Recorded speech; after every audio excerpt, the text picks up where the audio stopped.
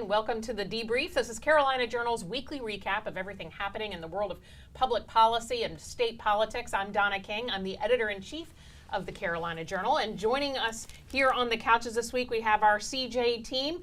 We have Teresa Opeka, reporter for Carolina Journal, of course, Mitch Kokai from the John Locke Foundation, and the Davids, David Bass, reporter for Carolina Journal, and CJ's opinion editor, David Larson. Thank you guys for doing this. I appreciate it. And thank you for checking in with us. We've got a lot going on. Even though the General Assembly's out of session, there's still lots going on in Raleigh and in your state government. So this week we do have a new Civitas Poll out.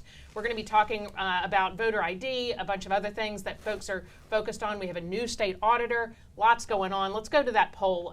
The poll out this week first talks about photo ID. You may have had to show an ID when you went to go vote in the municipal elections. Here's what people think of it.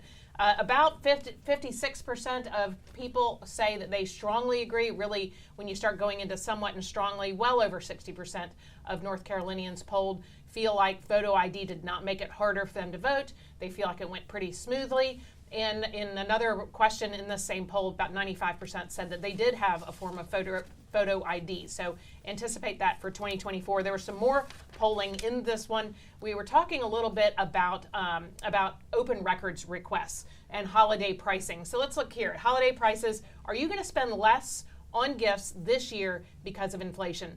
Almost half of North Carolinians said yes. And when you really add in the price of food and drinks, we've got 80% or more people saying they're going to spend less this holiday. It is alarming. I was shopping recently and I was shocked at what some of the prices are. So this really could impact the holidays going into 2024, may have a really big impact on how people are voting this year. So we're going to be watching that really close. Another one, open records requests and transparency. This is something at Carolina Journal you've probably been reading. We've been talking a lot about it and open records law. Do we need some sort of transparency, accountability from our state legislators in this? Look at this, how green this is. The vast majority of people say that we really need to look at our open records law. So that's something we're going to be focused on pretty heavily in 2024. So stick around for that. Mitch, tell me what your thoughts are. Were there any surprises in this poll? You were doing some research on it. Not anything terribly surprising, but I do think it was a pleasant surprise, at least, that so many people believed in transparency. You might think because the General Assembly just passed the budget that had the provision that gave legislators a chance to decide on their own whether their own records are public records or not, and that they could destroy or even sell some things that might otherwise be considered records, that you might have seen a little bit more partisan division, that maybe some Republicans would go along with the General Assembly and thus say the transparency piece was not as important. But no, across the board, Republicans, Democrats, unaffiliated people, all were very supportive of this notion that legislators should be as transparent as other members of government. Sure. I mean, it's the watchdog role, right, for media. That's something that it's created a real connection, I think, between state media and us here at Carolina Journal, that we had a joint letter to lawmakers urging them to reverse this decision that's in the budget. What do you think we're going to say? I think it'll be interesting to see what happens, because it's something that could be reversed very quickly. They could, in some sort of technical corrections bill or even a separate piece of legislation, just come in and say, this provision is repealed. Right. I mean, it would not have to take a lot of effort. They could just go back in and say, what we decided before, we've decided to change our minds. We'll certainly be watching that really closely. So I'm going to actually jump ahead into your big decision today. Some of the legal battles around elections for 2024. There are a number of election battles that are ongoing right now. One of them that just had a major decision today was in Governor Cooper's challenge of the new state law that would change the makeup of the State Board of Elections and the county boards of elections and who gets to appoint them. The main thing is that right now we have a 5-member State Board of Elections. It has 3 members from the governor's party, 2 members from the other party. The governor appoints all those members, getting recommendations from the heads of the 2 major parties. So functionally right now we have a 3-2 Democratic majority on our State Board of Elections. The law that was passed would create an 8-member statewide elections board, and it would have 4 members from both major parties, so being a bipartisan board. The General Assembly touted this as a way to ensure that people have to work together, that they have to come up with ideas that are supported by both sides. Governor Cooper filed suit almost immediately against this, saying, among other things, you've tried this before and the courts have thrown it out, but also saying this could be a recipe for gridlock, that the two sides will not be able to come together, and thus the default will be whatever the General Assembly wants rather than what the governor and his party want. And so the big decision that came down today was a 3-judge Superior Court panel. 2 Republicans and 1 Democrat agreed fairly quickly after about an hour and a half of arguments to grant a preliminary injunction against this bill, which means that as this legal proceeding plays out, the current 5-member elections board will stand. Another interesting thing that we should mention on the elections front that happened very recently, so far there's only 1 lawsuit challenging the new election maps that the General Assembly drew. They drew a new map for Congress, State House, State Senate. Right now the State Senate map is the only one that's been challenged. The folks who are challenging it, they filed suit Thanksgiving week. They put forward a motion for a preliminary injunction the Wednesday before Thanksgiving, and they put forward this crazy plan basically that said the State Board of Elections and legislative interveners had to respond the Monday after Thanksgiving. Oh, wow. And then there would be a hearing on Wednesday and a decision from the judge by Friday, meaning tomorrow. The judge came out on Monday with an order saying no. Right. Basically saying this is meritless. I don't know what you all are thinking. I have 1,000 cases in my court and I have hearings all through the week. You can't tell me when we're going to hold a hearing, and you can't tell these other people that they had to work over Thanksgiving week to respond to your 400 pages of documents. Sure. So basically, he denied their preliminary injunction. The case will move forward, but it's going to move forward not on an expedited timeline, which means it becomes less and less likely that this year's election cycle gets stopped because of a gerrymandering suit. Okay, all right. So that is a really complicated situation. Something we were expecting, lawsuits probably. David Bass, tell me what your thoughts are. Do you think part of this is, this is the game? Or do you think that there are concerns from voters on some of these things? Yeah, I mean, it's been the game for years, Right. decades. I mean, there's nothing really new with this. I do think since 2020, since some of the election, irregularities Sure. surrounding that, some of the accusations with that, Right. I think going into next year with 2024, we're probably going to see more of the same. So Right. this is just the beginning Right. of what we're going to see next Sure. year. Sure. sure. This one thing that Governor Cooper talks about is that this is separation of powers, that it is taking away his power as the executive branch to make these appointments and control the State Board of Elections. What are your thoughts?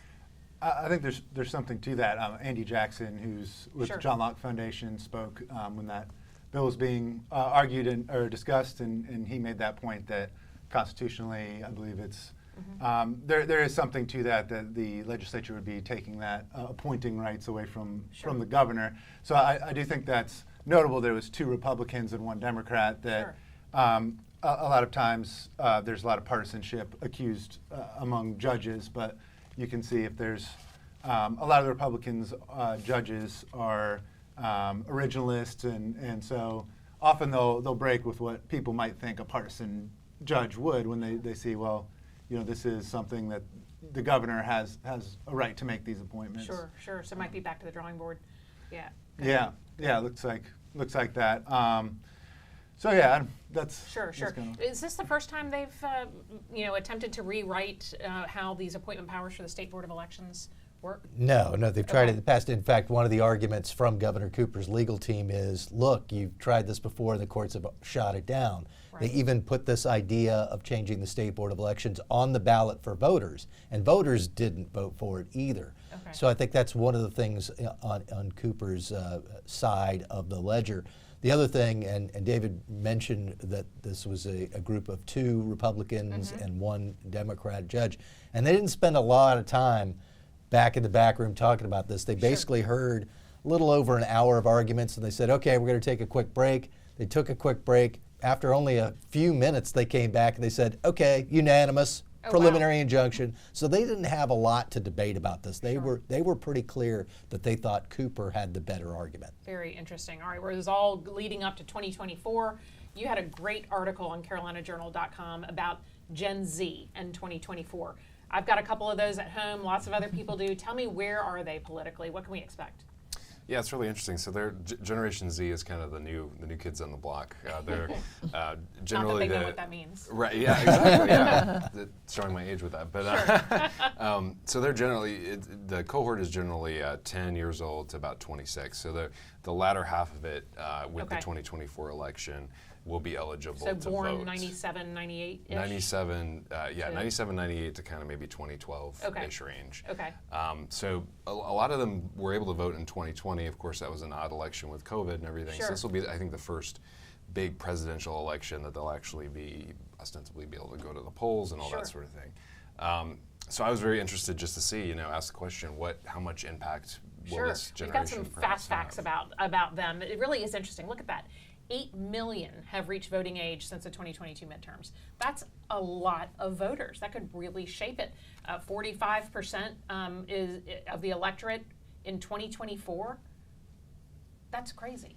Yeah, And they're of color. That's interesting. Right. Yeah, the whole generation is about 72 million. Okay. And of that, I think about half are going to be, eligible to vote in the upcoming election. So they could have a big impact. Of course, the hard thing with youth is always getting the turnout for, particularly they tend to be more liberal, of course, generally more democratic, that sort of thing. Okay. But what I found in North Carolina specifically was there were about 13% of the electorate is Gen Z. Okay. There was a recent report from the American Enterprise Institute that came out kind of asking the question, where do they line up politically? Sure. A lot of it is where you would think. I mean, they tend to be more unaffiliated, but then they tend to also be more likely to register as Democrats than Republicans. On the issue of political ideology, liberal versus conservative, it's very interesting though. There's a bit of a gender gap because you have Generation Z women, 46% say they're liberal. For Gen Z men, 28% do, but on the flip side of that, 36% of Generation Z men say that they're conservative. That's interesting. And that's kind of the biggest gap. You can see some of the other generations there, millennials, Gen X, baby boomers. There's not that much of a gender difference there. So I think it's interesting to see that develop.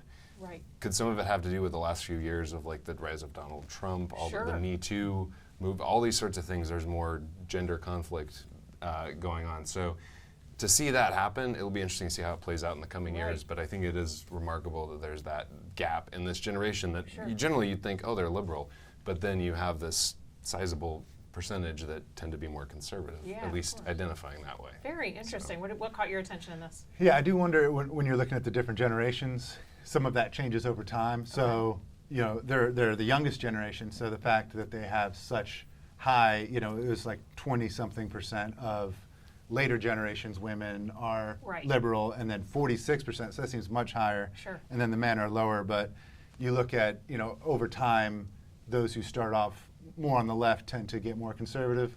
They especially find, I think, women who get married often get more conservative, as well as with age. So that gap between the genders, I think, would close some. I mean, it'll be interesting to watch that, to see, because that would be quite a big gap if it maintained, because you saw those other generations ended up more even. So is that something of youth where they haven't aged and got married yet, or not? But there's a lot of technology use that might be isolating them too, so they might have very different influences. Prior generations might have had similar cultural influences. That's a good point, yeah. But now if there's certain platforms like Twitter and YouTube that are more male, and then there's other ones, Instagram and TikTok and things that are more female, so they might have very different. Well, and marketing. Some and of marketing, these issue marketing are directed right at women through those vehicles.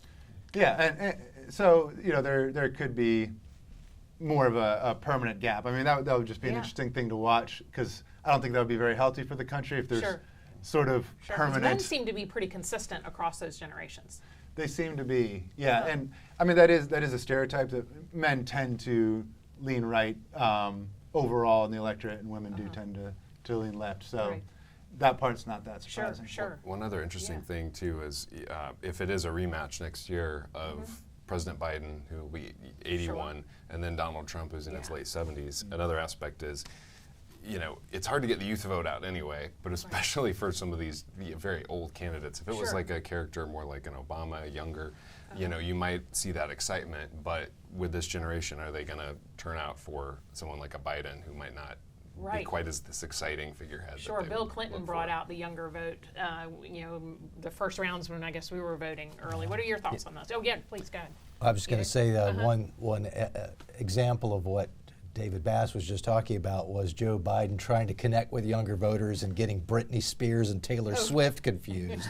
So I don't think that bodes well for him. Right. Two main thoughts. One is that when you're talking about younger voters, the big issue, as has already been alluded to, is always will they vote? Sure. And they tend to not ever vote at the levels that the people who want them to vote do. So Right. it'll be interesting to see whether that changes. And then the other piece is, every time I see these demographic numbers, I think us poor Gen Xers Right. have never and will never be the dominant group. Never. Baby Well, there's boomers, just not enough baby of us. boomers were dominant Sure. before us, and then the millennials were dominant after us. We're always going to be the group like, yeah, we're here too. Right. The forgotten generation. Right, That's we're what I'm taking saying. care of our parents and our kids, I think. Yeah, of course. What were your thoughts on this? It's already been covered. Sure, David sure. and Mitch covered it. About how maybe the people in this Gen Z are not going to vote as much as Sure. people would like them to vote. Yeah. And to be fair to them, all the pressure is coming at them with social media and things going on with letting males play on female teams, sports teams, and Right. just everything in general. Like the mass media likes to put this up that, oh, yeah, they're all in favor of this, but you really don't know Sure. how much they're really in favor. So they have like so much coming at them. And with COVID happening, it was such a really transitional time, pardon the pun, but Sure. it's, a lot of them have kind of sunk in there's less hope Sure. for the future per se for Right, them. and I think that's an important point actually, because I think COVID and some of these things really made them less optimistic Right. about what they've got coming down the path. Because Right. boomers will vote at like 85%, Gen X is about 72%. They're only voting at like 61%. Maybe they don't connect with these candidates. Like, what's the point? Right. Like, It's interesting on pessimism. You look at Yeah. a lot of free market people like to share polls or trends that over time poverty's gone down, our entertainment options go up. So it's always interesting to me how pessimistic so many people are Right. when looking at prior generations where everybody's off to war and Yeah. age of people die much earlier. They didn't have the health options, entertainment options, Sure. Yep. poverty, the amount of space we have in our houses. People track all those things and they get better and better by year, but Right. people don't get necessarily more optimistic about Isn't that interesting? life. Yeah. Right. Yeah, during the days of the Black Plague, people died. Right. During the days of COVID, they just sat home and watched videos. Yeah, gain weight. Right. Very interesting. Wow. Yeah. All right. So you've got some breaking news. Actually, we have a new state auditor. Yes, we do. Okay. Yes, Tell we me do. about it. Yeah, her name's Jessica Holmes. Okay. She was the former Wake County Chair, Board of Commissioners Okay. Chair. Governor Cooper appointed her today. She will start on December 15th when Beth Wood steps down and Okay. resigns from her office. And also Jessica Holmes was also a 2020 Democratic candidate for Labor Commissioner Oh, as interesting. well. A little bit Okay. of background on her. All right. Any indication that she might run to keep that position? Not as yet, not Okay. as yet. But she does have one other challenger on the Democratic side. Okay. So we're watching, and then there's a whole slew on the Republican side. Sure. It's had another gentleman step in yesterday. Yeah, Jeff Tart. Right. Looks like he's throwing his hat in the ring. A lot of people are in that primary. They are. Very interesting. are, yes. All right. All right. So tell me something else. State Board of Election met this week. We've been watching really closely. You probably remember from Senate Bill 747. Right. Some new rules for poll watchers. Tell me what they're talking about. Right. So this is just, like they mentioned in the meeting, it's just like a temporary. Okay. Because it was with the primary coming up so fast in March and the early voting starting in February, they really can't implement anything permanent. Okay. But it is for poll observers when they go to the polls. So first one, they're setting the process for challenges to appointed observers. That's Okay. the first temporary rule they're going to set. How to challenge, what the process is to challenge an appointed poll Correct. watcher. Got it. Okay. Correct. The second one is basically setting the appeals process for someone who's there, a poll watcher that maybe has some misconduct going on. Oh, Maybe something they're okay. doing, that's Sure. not fitting into what was set up in the rules. They're going to Okay. set that appeals process for that. Okay. And also they're going to implement a rule for wearing an ID badge indicating what political party affiliation you are with, and if a political candidate hired you to come in there and Okay, so they'll have to identify themselves with a badge. Exactly. On whether they're appointed by a party or a candidate. Exactly, and there's Okay. a public comment period. It started a couple days ago. It goes through December 19th. I Okay. think there was a hearing December 14th at 11 o'clock. How would someone comment if they wanted to comment on these rules? They would go to the State Board of Elections website. Okay. So ncsbe.com. Okay. I believe they .gov can go there. probably, .gov, yeah. yes, sorry, .gov. Yeah, sure. Then go there. So, Okay. and they also certified elections from October and November during this meeting as well. Oh, great. Okay. Yeah. All right. So tell me, we've all been kind of watching this process of setting rules for poll workers, trying to head off any problems. Do you think that this is part of that effort to increase transparency? What was the mood in this Zoom meeting, as much as you could tell? Yeah, I think so. I think they were doing it because they kind of had to follow the rules, what was set in the General Assembly, Sure. but the Senate bill becoming law. So, I mean, there wasn't too much of, in fact, there was no argument. The whole meeting, everything was voted unanimously, everything that they voted on. Okay. It was pretty even-keeled discussion, but I think it is for transparency. I think that is important going down the line with all of this. Absolutely. Yeah. People are going to be watching it closely. Would any of the lawsuits that you're tracking be impacting some of these rules in 747? Potentially, there are 3 federal election lawsuits that are going on right now about this particular bill. Okay. Now, most of them have to do with changes in same-day registration. There's a deal where you sign up on same-day registration, then you get a piece of mail. Right Okay. now, the law is if you have 2 pieces of mail that are returned, then they take your ballot out. That the law would change it to 1 piece of unreturned mail. Okay. And so there are 2 lawsuits that challenge that. There's a 3rd lawsuit that challenges that. The 3-day grace period for mail-in absentee ballots, and some other changes, including some of the changes for poll observers. Sure. So there's a potential impact, but it's not entirely clear how it will affect these temporary rules and whether these rules are ones the General Assembly would end up going along Sure, with. sure. One of the things that Teresa reported on is that there is some opposition to our voter registration, saying it's not in compliance with federal law. What is that? It really has to do with this form Okay. that you have to fill out when you have voter registration form. People have to put either their driver's license number Okay. or the last 4 digits of their social security number, and if they don't have either one of those, then there's a unique number that's supposed to be supplied to them by elections officials. Okay. If you look at the form, the way it was spelled out before, there's, as with many other things you fill out, there are some things that are in bright red because you have to do them, and some other things that are in blue or a different color because they're optional. Well, that is something that you have to do, so it should have been in red, but it was in blue. Okay. And there was a complaint that was filed that there were some 200,000 plus of these forms that didn't have the numbers. And anyone who looks at the voters says there aren't 200,000 people who don't have a social security Sure. number or a driver's license. There's something fishy here. And so, and Teresa can correct me if I'm wrong, but I understand that the State Board of Elections, in looking at this complaint, basically said, yeah, this probably is not in compliance. We need to change this form. And so they're going about that process. Now, one thing that they did not respond to in the complaint was the complaint said, well, you should go back to these 200,000 people and make sure that they have this information, and they're not going to do that. Okay. So there'll probably be some back and forth about this moving forward, but at least the state board did move forward and say, yeah, we got to change this form. It makes it look as if this information is optional when it's actually mandatory. And for those who are interested in election integrity, not just mandatory but important, you want to make sure that the people who are signing up to vote are actually people who live in North Carolina, should be eligible to vote, Sure. and not just anyone who's coming in and saying, let me see if I can get this registration Sure. through. Now 747 bans ballot drop boxes too. Is that correct? I think it. I think They have banned ballot Okay. drop boxes in the past. I'm Right. not sure if it's spelled out in Yeah. that law Yeah. or not. All right, we'll be watching this Yeah. closely. Let's talk about election integrity real quick. This is something that came up a lot in 2020 and 2022. Do you think that all of these things are going to keep people happy and focused on getting people to the polls rather than, watching each other? What do you think? Yeah, as I said earlier, I think 2024 is going to be in a lot of ways yeah. a repeat of what we've already seen. Sure. I mean, I think it's the the opportunity has been opened, I think, to really challenge the results of elections, to have, to be very open about concerns about the integrity Sure. of elections. So particularly if it's close again, we're not even just talking about the presidential race. I mean, we're talking about key Absolutely. race for governor next year here in North Carolina, a lot of council of state positions.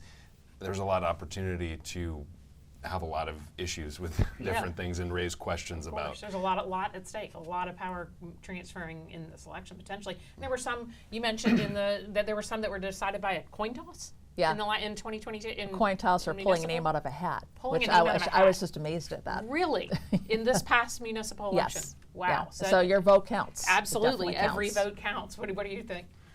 Yeah, I think it's a big issue, actually, the trust in elections. Sure. When you see polling, especially among Republicans right now, there's Yeah. a time when maybe it was more of a Democrat Right. concern, with the hanging chads and, with Bush and We Gore are and all dating that. ourselves, aren't we? yeah. Yeah. But I think right now, especially from the 2020 on, it was a very odd election in that they were changing ballot laws all over the I country. think that's what did it. Right. And so a lot of people, it was an easy thing to be like, wait, what's going on? Right. And video of people stuffing them into boxes. And all Yeah, that. there's all kinds of things people were rightfully curious about, but I don't think that that's been resolved in a lot of people's minds. Sure. And so getting ballot laws that make a little more sense, it seemed a little more honed in, like on drop boxes, because Right. the idea that somebody can just show up to a drop box and stuff it full of Sure. who is that person? Why are they? Right. Why do they have so many? Because that's McCrae Dowless. I remember. That was kind of the issue there. Is that is a tactic people use to cheat in elections, is to stuff ballot boxes. So Right. that kind of thing, I think, is still not a lot of, or there are a lot of people that are skeptical of the process. So some of these laws, hopefully, and mechanisms can bring more trust to it. But Sure. it was a major issue for Donald Trump in his public Yes. comment. So I don't know if that will continue to be in this next election if he's the For candidate. sure, for sure. And setting the deadline for absentee ballots to Election Day. That's something else that I guess Democrats and Governor Cooper have opposed. Right, they definitely have opposed, and one of the lawsuits that's against Senate Bill 747 includes that provision saying that the 3-day grace period should stay in place, and that this new law, even though it would bring North Carolina in compliance with, I think, well over 30 states by making Election Day the last day. And in fact, that's one of the arguments that the General Assembly made in putting that provision in there, is that people expect the election to be over on Election Day. Right. And if you have this 3-day grace period and you don't know how many ballots are coming in, there's just a lot more uncertainty, things drag on, and people start to question Sure. whether the election results are accurate or not. Right. Yeah, that was really disheartening to a lot of folks, I think, in the last one. We're going to shift gears real quick. Tragic story out of Raleigh this week. One student killed, another injured in a stabbing at Southeast Raleigh Magnet High School. David, this is something we've been talking about, the rise in crime, poor test grades, depression, drug abuse. All of this seems to be coming from a post-pandemic world into North Carolina high schools nationwide. You're writing about this. Tell me what your thoughts are. Yeah, well, that was a topic, that particular story in Southeast Raleigh High School. It's a magnet school, but it's a public school. A video of that went viral around the country. There was people looking at it, which it always struck me kind of the wrong way. All these people commenting and on something like that where a kid's getting killed and we're all just passing around. But Right.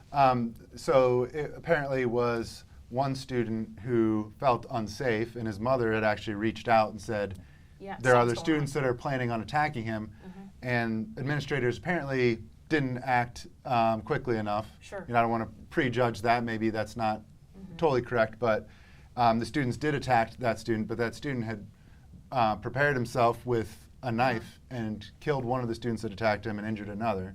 So some were like, oh, that's self-defense, or there's all these Sure.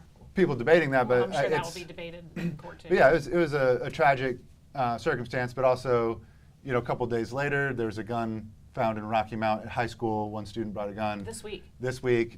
Yesterday, and then yesterday also, Carborough High School, a kid called in a bomb threat and What in the world? they emptied the school for the day.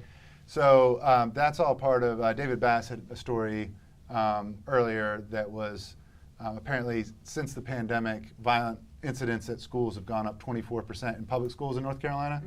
That was a state report. So that's something that's being seen across the country, is that there could be all kinds of reasons for it. I mean, there's truancies also seen. 24% is pretty high. 24% is pretty high.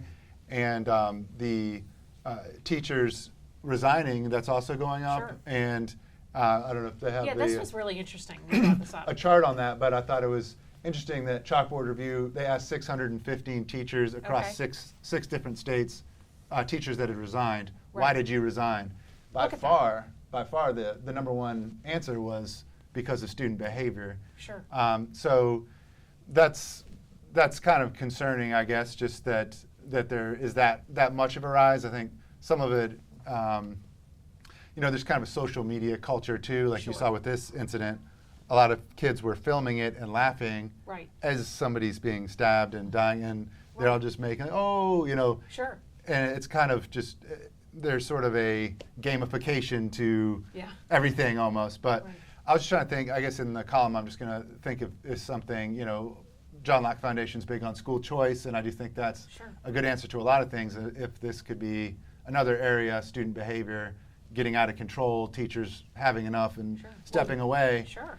If you create more options, for a lot of these administrators don't want to overly punish students, don't suspend them, don't expel them as much anymore. They have restorative justice circles, things like that they bring people in. But I mean, if you have other options, you can bring students into, other types of alternative schools. I feel like whether it's charter or private schools, there could be creative new, experimental ways of kids that are really disruptive, just finding a new environment for them and hopefully a one that they can thrive in. So that's Right. just kind of what I'm looking Sure. at is, that's the concerning rise of violence at the schools, and if there's Sure. if school choice can kind of be a good Right. answer to that. You've been covering school choice for a while, but one of the things that really struck me when we saw the press conference with Raleigh PD and the Wake County Superintendent of Public Schools, there was no, whoever was involved in this, whoever was recording it, and whoever was distributing it, you will be found, you will be punished, you will be questioned.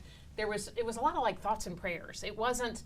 There was no, putting the hammer down on these kids, and I was really surprised that it was almost like they were afraid of the kids. I mean, and there may be shock. This is a violent situation happening at the school, but nowhere in there was if you were participating in this, we will find out. You think Yeah. parents are now scared to send their kids? There were parents lined up trying to figure out what their alternative is to Southeast Raleigh. Yeah, I mean, it's like what deterrent is there if that's the Right. result there. So yeah, and I know this year too that the General Assembly, at least the House side of the General Assembly, had taken up a bill that was kind of built around shoring up Sure. discipline in the classroom. I don't know if discipline was exactly the way they framed it, but that would be the result, where it would try to bring a little bit more stability to the classroom. And the House had passed it, the Senate didn't take it up. But I know for several years now, going back I think to 2022, maybe before, the General Assembly lawmakers have been toying with this idea. Lieutenant Governor Mark Robinson had come out and was kind of on the forefront of that last year, Sure. trying to talk about the need for a return to discipline in the classroom. And I think as the stats David showed, I mean, you want to talk about reasons for teacher attrition and just, Sure. Even folks fleeing, families fleeing the public schools for other options. I think that is something that really needs to be top of what And people you are should looking have a at. choice, even if regardless of where you are in this economic spectrum. Exactly. Yeah. And teachers deserve a choice. Yeah. And that's a difficult thing. What are your thoughts? Well, there's no plus side to this, but because there was no gun, we didn't get in the whole thing that's about, true. banning guns and guns are terrible and let's get rid of all of them. So you at least got to avoid that piece of the debate, which is not helpful in dealing with the issue of school safety. I think one thing that we'll probably see a rise of now after this incident is more discussion about whether schools need metal detectors Right. and other things that are designed to keep these things, whether it's a gun or a knife or anything else that might be dangerous, out of the school building. Sure. I think there's some school districts that are very interested in that. Others have not been, but maybe this jumps a little bit higher on their interest list after seeing something like this happen. Yeah, I don't know if you would know this, but do schools have the right to search a student? Because that's something that Wake County Public School Superintendent said, that they only search students if another student says that there's a reason to, probable cause. But they still have protection, legal protection, if they were to search a student's bag or person. Is that right? Yeah, I mean, there are rules that are involved because Sure.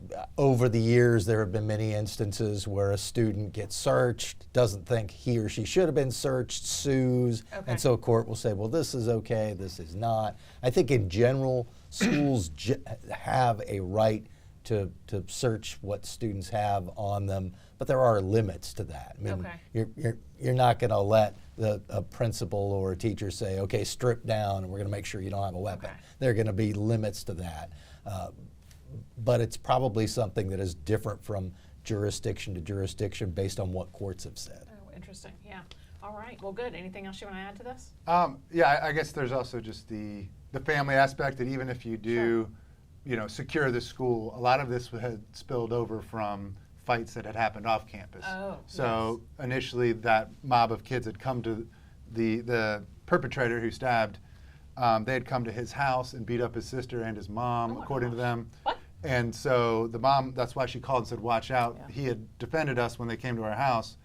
But then other people said, well, they're bad too. There's a picture of their grandma with a gun pointing it at this group of kids. So there's a lot of There's a lot just going on family here. drama between different families that even if you secure the school, there's some stuff going on there that's it's hard to control without kind of a more holistic look at family breakdown, I guess. Yeah. I don't know what a school could do about that, but Sure, it's just sure. they have to just be aware of those kind of things and keep track of them, or else this kind of thing can Right. spill onto the campus. That's It's a tough. snapshot of our culture right now. If you go Right. into a larger vein about how the different cities across the country are, you're seeing in all these different, like San Francisco, all people are looting stores and are not doing anything, or New York City, Sure. you can murder somebody and they'll let you off on cash bail, like no cash Right. bail or cash bail.